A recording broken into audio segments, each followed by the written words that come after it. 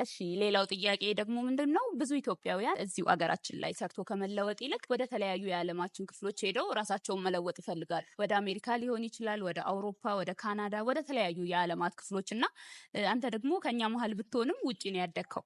ስለዚህ ወጣቶች ያንን ከማሰብ ይልቅ እዚሁ ኢትዮጵያ ላይ እንዴት ሰርተው መለወጥ ይችላሉ የሚለውን ብትነግረን። በጣም ጥሩ ጥያቄ ነው። ዋው ታውቂያለሽ፣ እስከ 13 ዓመቴ እዚህ ነው ያደግኩት። ከዛ በኋላ ኑሮዬን በካናዳ አደረግኩ። እናም አብዛኛውን ህይወቴን የኖርኩት እዛ ነው። በዋነኝነት ኑሮዬን በካናዳ ቢሆንም እንደ ዩናይትድ ስቴትስ ባሉና የተለያዩ የዓለም ሀገራትን የማየት እድሉን እንዳገኘ ሰው ለወጣቱ የምመክረው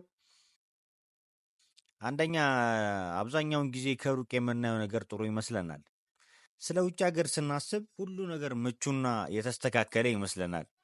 ማወቅ ያለባቸው ነገር ቢኖር እዚሁ ሀገር ላይ ስኬታማ መሆን ይቻላል።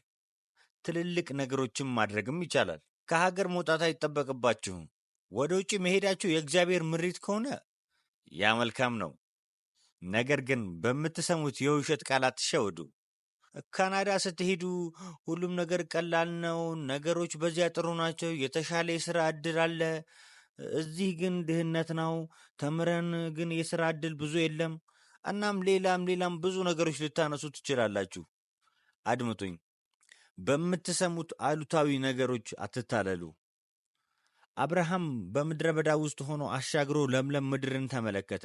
እናም እግዚአብሔር በረሃውን ለምለም አደረገለት፣ ስሙንም ታላቅ አደረገው። ስለዚህ በኢትዮጵያ ምድር ያላችሁ ወጣቶች አድምጡኝ። ሁልጊዜ ውጭ ሀገርን በማለም ጊዜያችሁን አታባክኑ። በዚሁ በሀገራችሁ በተሻለ ሁኔታ ብዙ የስራ እድልን መፍጠር ትችላላችሁ። ትልልቅ ፕሮጀክቶችን መጀመር ትችላላችሁ። የተሻለ ስራ መስራት ትችላላችሁ። በሀገር እድገት ላይ የራሳችሁን አሻራ ማሳረፍ ትችላላችሁ። የሚገርመው ነገር አብዛኞቻችን ኑሯችን በውጭ ሀገር አድርገን እንኳን ወደ ሀገራችን መመለስ እንፈልጋለን። አዎ በእርግጥ መመለስ እንፈልጋለን። ለዛም ነው እኔ እዚህ ያለሁት። ወደ ሀገራችን መመለስን እንፈልጋለን። ምክንያቱም ከውጭ ሀገር ይልቅ እዚህ ብዙ ያልተሰሩ ስራዎች አሉ። ስለዚህ ይህንን እነግራችኋለሁ። በሀገራችሁ ራዕይ ይኑራችሁ።